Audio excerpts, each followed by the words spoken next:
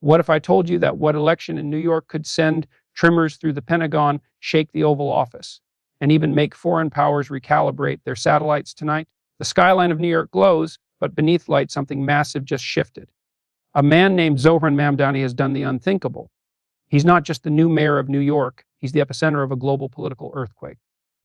Hello everyone, welcome back to the channel, where the world's power plays, war technology, and political storms collide in real time. And today we're diving into something that feels less like an election and more like a strategic operation that caught the entire world off guard.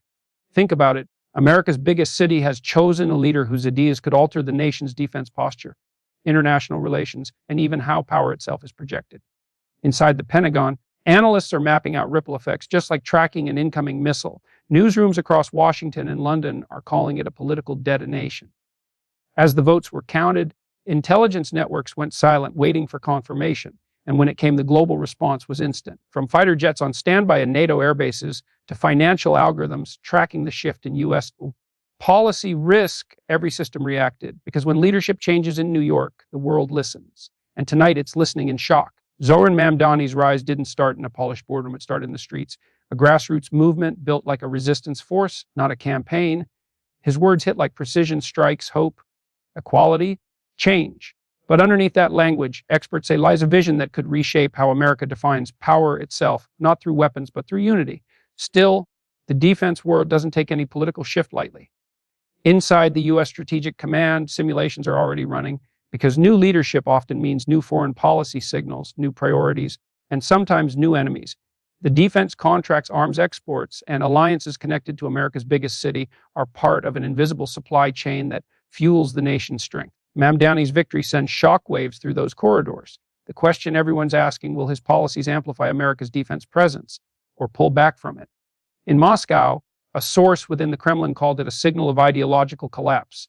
In Beijing, military analysts are studying Mamdani's background, looking for any alignment or vulnerability. And in Israel and Europe, defense ministers are calling for emergency consultations. That's how big this moment feels. This isn't just politics. It's geopolitical warfare, playing out in suits through speeches instead of artillery.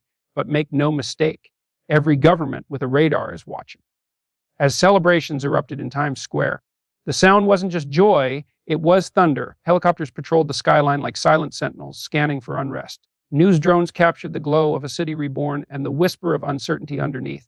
Wall Street screens flashed red, then green, then red again, like emergency lights in a command center. Investors, strategists, and military analysts all reacting to one man's win. Behind the scenes, intelligence agencies began compiling dossiers on what Mamdani's administration could mean for national security, especially as international powers moved pieces on their own boards. And here's the twist no one saw coming. Sources claim the Department of Defense has quietly ordered readiness assessments of cyber defense networks linked to New York's infrastructure. Why? Because political change can be a signal moment when adversaries test the system's resilience. Meanwhile, murmurs spread that stealth drone patrols were temporarily increased over coastal zones. You see, when America shifts internally, the rest of the world listens and sometimes tests the silence. To the public, this was a democratic triumph. But to those watching from satellite feeds and radar grids, it was a potential moment of vulnerability, a soft spot in a fortress that must always remain alert. Now, let's talk about the emotional side, the human front line. For millions, Mamdani's win represents hope breaking through concrete. Crowds filled the streets, waving flags, chanting his name like a battle cry for unity. Veterans stood shoulder to shoulder with students, activists beside officers. It was a moment when walls cracked and hearts took command. But with every revolution of emotion comes the threat of counterforce. Critics have already mobilized like opposing battalions, calling his policies too idealistic for an age of drones and nuclear deterrence. His supporters say that's exactly why he's needed now. Inside social media networks, the digital war began instantly. Troll farms firing disinformation salvas, hashtags exploding like tracer rounds across timelines.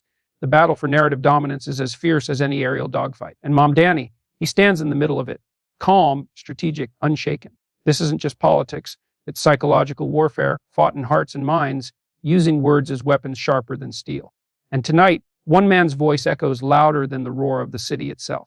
Deep inside America's defense think tanks, discussions are already underway about what Mamdani's vision could mean for military modernization. Imagine a shift from brute force to smart defense, AI-powered systems, energy-based weapons, cyber deterrence. the kind of technology that could redefine how America projects strength, but allies are watching nervously. Britain wants assurance the transatlantic shield remains intact. Japan fears hesitation in Pacific deterrence. And in the Middle East, the idea of a more humanitarian-focused U.S. mayor shaping the global tone could ripple across energy markets and diplomatic ties. Meanwhile, major defense manufacturers, Lockheed Martin, Raytheon, Boeing, are quietly assessing what a politically transformed New York could mean for contracts, logistics, and R&D pipelines. The shift isn't immediate, but the tremors are visible. It's the modern equivalent of shifting a fleet's course at sea, slow, deliberate, but world-altering once complete. And with each move, global powers adjust, recalibrate, and wait, because one thing's certain: when New York changes direction, the entire Western world feels the drag of the rudder. In the end, beyond the data, the strategies, and the jets, what happened tonight is about power rediscovered. A city once divided has found a new rhythm.